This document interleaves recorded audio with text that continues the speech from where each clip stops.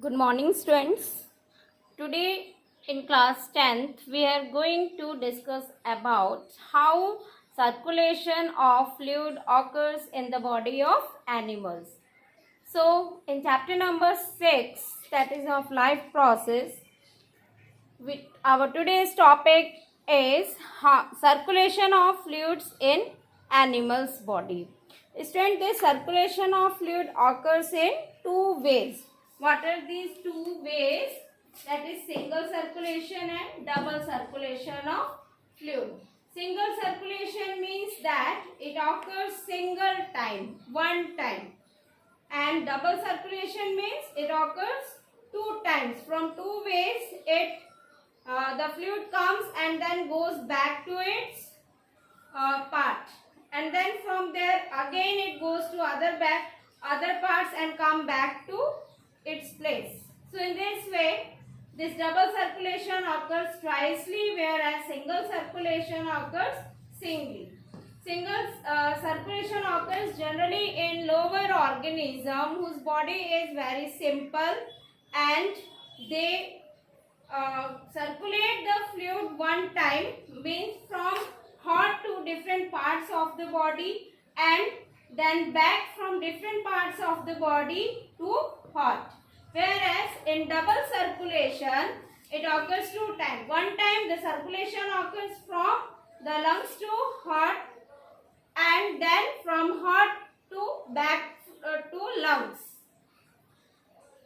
So in this way, one time circulation occurs, second time the heart pump the blood to different parts of the body, and then vice versa. It means that then again back from different parts of the body the blood comes back to the heart. So in this way it occurs in two times, double time. And this double circulation occurs in higher organism, like in human being. In human being double circulation occurs, whereas in other organisms generally single circulation of body fluid occurs.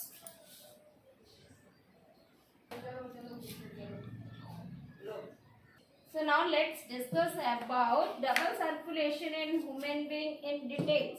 Student, as you are seeing in this flow chart diagram, that this is the structure of heart, which have the four chambers in it: right auricle, left auricle, right ventricle and left ventricle.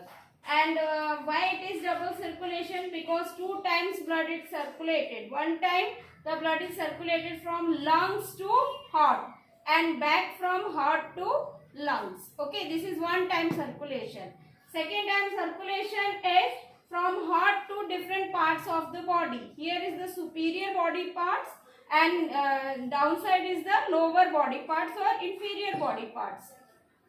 Superior body parts include your head, above neck, face, all these area which is above the heart region, and lower body parts include abdominal region with the leg, these all parts which are downside the heart. So here the blood is circulated. Now the function of our heart is only to pump the blood, whereas the main function of purification of blood is lungs. Lungs do the process of purification of blood. It purifies the blood. How it purifies the blood? As we have discussed in respiration, that lungs take out the CO2 from the blood and then put oxygen into it. This is the purification of blood. It removes carbon dioxide, absorbs carbon dioxide from the blood which is coming to lungs, as it is written here, impure blood that consists of carbon dioxide rich blood, or also called to be deoxygenated blood. And here from lungs it carry pure blood, means it take out the CO2, remove it by the process of breathing, and again when oxygen comes inside from alveoli sac, it gives that oxygen to the blood and make it pure. So it carry the pure blood to back to heart. Now one time circulation occurs.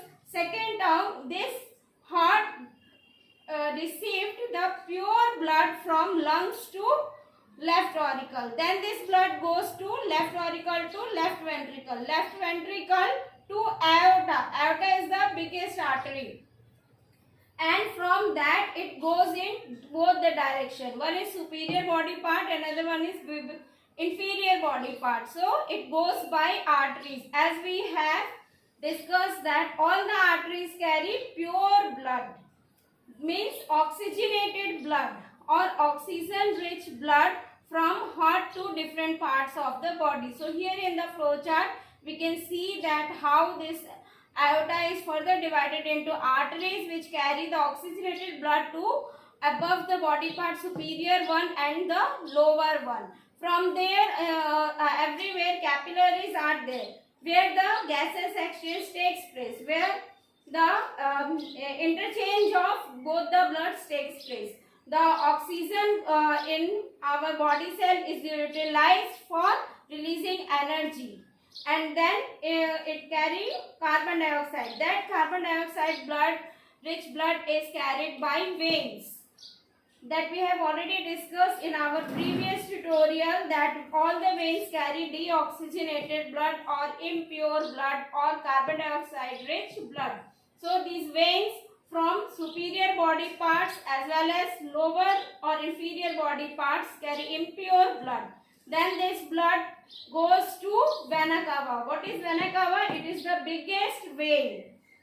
You can see in the flow chart that vena cava receives the impure blood from upper body part also and from lower body part also. And then this vena cava gives this blood to right auricle chamber of our heart. Then it goes to right ventricle chamber of our heart. So second time the circulation occurs between heart to different parts of the body, and from different parts of the body from back to heart. Then heart gives this blood to lungs for purification. So here 2 times circulation occurs in the body, and in this way the blood reaches to different parts of the body of our body cells, from heart to lungs, and lungs to heart, and then from heart to different parts of the body, and from different parts of the body to lungs. So in this manner the circulation of fluid occurs in the human being. Students, you have to draw this flow chart in a notebook, and also write why double circulation is called to be double circulation. So students, please draw the flow chart and note it down in the notebook. Along with that, please instead of these writing heart or lungs, you can draw the diagram also. But here it is, I have explained you through the flow chart, which is the very easiest method. So it helps in understanding this topic fastly. So students, this is all about our today's lecture, that is how circulation occurs in animals, especially double circulation, which is given in our syllabus, that how it occurs in human being. This is all for today. Thank you and have a nice day.